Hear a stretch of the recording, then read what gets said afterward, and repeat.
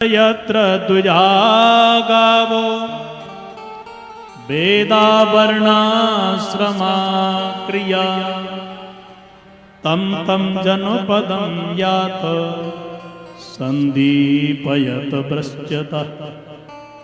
जहां पर भी वर्णाश्रमियों को पाया, जो धार्मिक लोग थे उनकी बस्तियों को मिटा दिया गया। लोग दुष्टों ने त्राही मच गई सब जगह। देवताओं ने आवाज लगाई, सरकार कुछ करो। भगवान नारायण से प्रार्थना करी।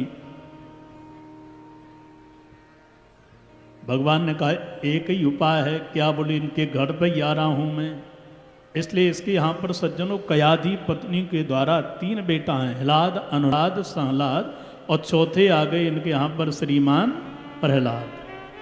बड़े ही धार्मिक हैं। पढ़ने के लिए दैत्य दानव हिरण्यकशिपु महाविद्यालय में भेज दिया और श्री प्रहलाद जी पढ़ने के लिए पहुंच गए। पुराना समय था तो जितने भी लोग थे गुरुकुलों में जब बच्चे पढ़ते थे तो मिनलेकू बच्चन थे जाते, तो हिरण्यकशिपु जाकर के पहुंच गया। एक बार मिला तो प्रहलाद जी ने धार्मिक विद्या का उपाख्यान किया। दूसरी बार जब गया तो प्रहलाद को हिरण्यकशिपु ने गोदी में ले लीनो और कहा कि बेटा तू कुछ पढ़ लिख रहा है ना? पिताजी मैंने तो 9 विद्या सीख ली। अच्छा बेटा, जो तूने बढ़िया विद्या पढ़ी हो बाकू मोकू सुना। पिताजी पहली विद्या मेरी है ना, 9 विद्याएं बताऊं? हिरण्यकशिपु ने विचार किया, पहली विद्या होगी तलवार चलाने की, दूसरी होगी मल्लयुद्ध की, तीसरी होगी धनुष बाण चलाने की, चौथी होगी हमारी आसुरी विद्या। ऐसी विद्या होंगी। अच्छा बता कौन सी विद्या है बेटा? प्रहलाद जी बोल पड़े बड़े प्रेम से, बोले श्रवणम कीर्तनम विष्णु स्मरणम पाद सेवनम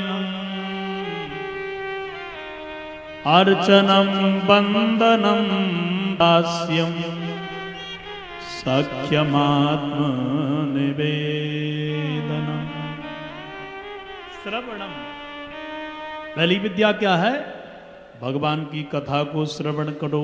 क्यों? बोले इससे जीवात्मा की व्यथा मिटती है।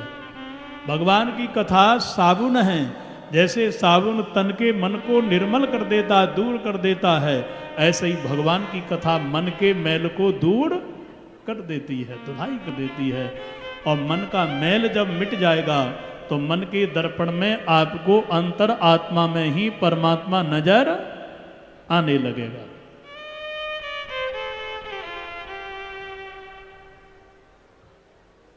भगवान की कथा सुनो पिताजी, कानों से सुनाई न दे ना तो कीर्तनम, भगवान का कीर्तन करो।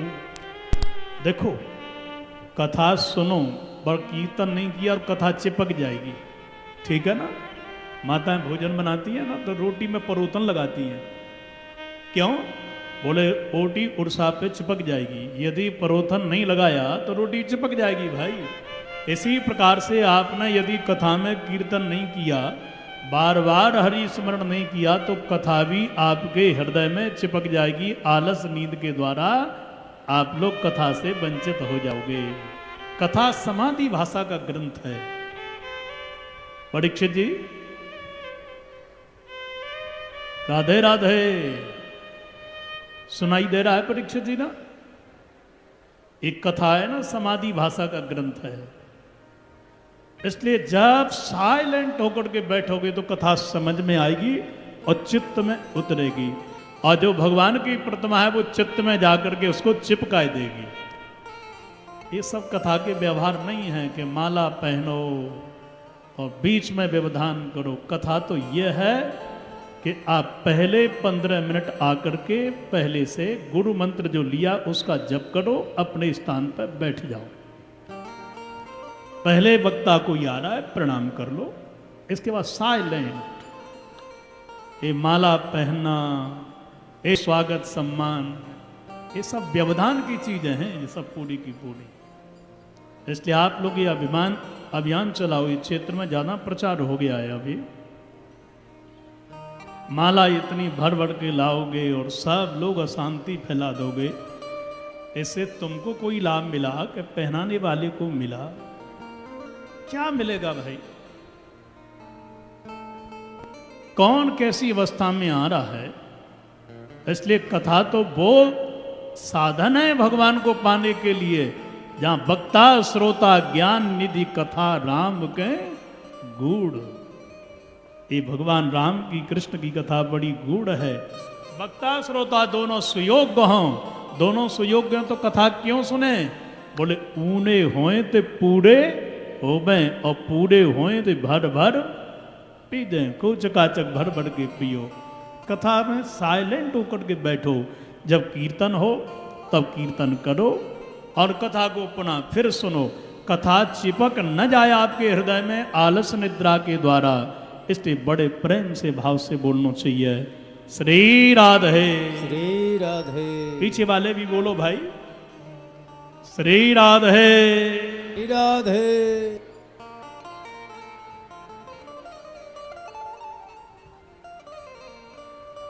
तो भगवान का कीर्तन करो, ठीक है। स्मरण करो भगवान का पड़े पड़े बेड पर। स्मरण नहीं हो रहा है, दास बन जाओ। देखो कुछ भक्तियां मानसिक हैं, कुछ शारीरिक हैं, ठीक है ना। तो मानसिक भक्ति थोड़ी कठिन होती है, शरीर से करो ना। दास बन जाओ, सखा बना लो। सखा बना लिया अर्जुन ने तो विजय श्री दिला के रहे कि नहीं ठाकुर जी। सखा बना लो, अर्चना करो, वंदना करो, आत्मनिवेदन करो। आत्मनिवेदन माने समर्पण। राजा बलि ने किया भगवान के समक्ष, या सज्जनों विभीषण जी ने किया। सरकार के सामने समर्पण करोगे, डकैत हो, अपराधी हो तो शूट कर देंगे लोग। परंतु संतन के भगवंत के सामने समर्पण करोगे तो वाल्मीक भय ब्रह्म समाना। संतों के सामने समर्पण किया वाल्मीकि जी ने और रास्ता दिखा दिया कि हाड़ी स्मरण करो, तुम्हारा उद्धार होगा। और भगवान का स्मरण जब किया तो सज्जनों वस्तुतः ये वाल्मीकि जी के लुटेरे अपराधी थे, वो परम संत बन गए और रामायण लिख दी उन्होंने। प्रेम से बोलो श्री राधे श्री राधे। हिरण्यकशिपु बोला अच्छा तू ये पढ़ रहा है यहाँ। हाँ पिताजी, ये 9 प्रकार की भक्ति है, आपके चित्त में यदि उतर गई तो जीवन धन्य हो जाएगा। अच्छा बेटा अंदर चलियो और गुरु जी को भेजियो। शुक्राचार्य जी के 2 बेटा हैं सज्जनों, संड और अमर्क, इनको बोलते हैं संडामर्क। दोनों आ गए, महाराज आज्ञा करिए। हिरण्यकशिपु बोला दुष्ट अपराधी हो, अधम ब्राह्मण हो, तुम मेरे बेटा को ये पढ़ाते हो, क्या सिखाते हो ये। बोले महाराज हमने कभी नहीं सिखाया, हम सत्य कह रहे हैं। न जाने एक कहां से ऐसी कीमती है ऐसी, हम सत्य कह रहे हैं, इसमें कोई दौरा नहीं है। सत्यता यही है कि हमने तो इसको आसुरी विद्या सिखाई है।